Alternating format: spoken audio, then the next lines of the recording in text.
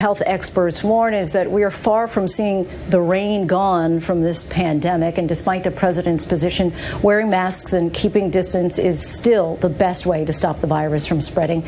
So what do you do in situations where you're not quite on the same page as those that you're with? Romina Puga asks an etiquette expert.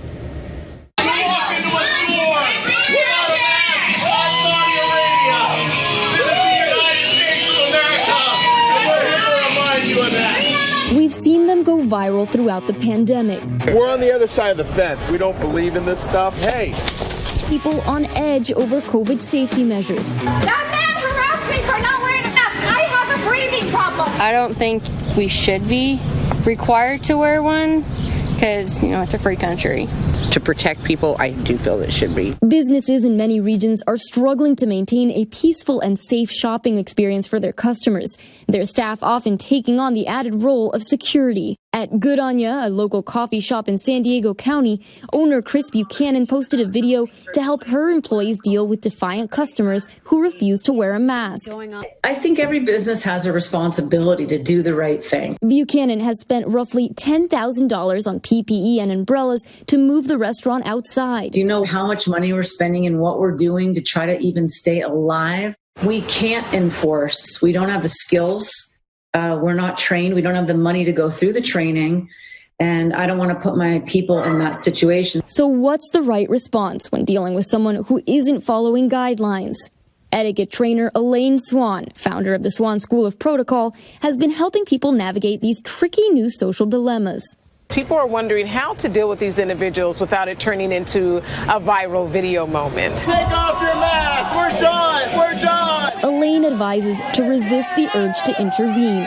If you're in a line and there's a group of people near you that are maybe laughing and talking and they're not wearing their mask, my recommendation is to mind your business and leave those people alone. But do what you can to protect yourself. Typically, individuals who get up in the morning, go out amongst people, they know what the news is, they hear what's asked of them. If they choose not to do so, there's not much that you're going to be able to say in that particular moment to get those folks to change their mind. But the real awkwardness happens when you're dealing with friends and family. As we start to gather with family and friends, most especially as we get upon the holiday season, I think it's important for us to recognize that now is the time for us to feel empowered and assured that it's perfectly fine for us to ask those hard questions or those questions that might make other people feel a little bit uneasy. Will you be social distancing?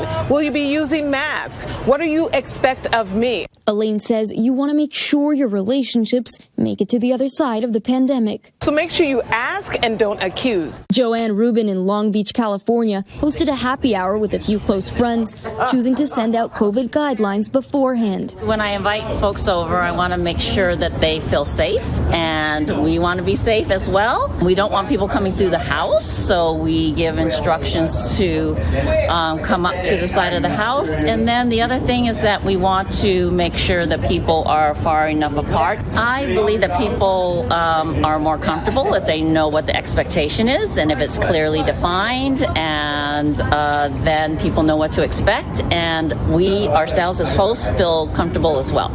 Etiquette experts say communication is key, but warn to resist the urge and try and police our friends. Instead, we should focus on controlling our own behaviors over the behaviors of others. Romina Puga, ABC News, Los Angeles. Thanks to Romina for helping us with those tips to make sure that our relationships outlast this pandemic.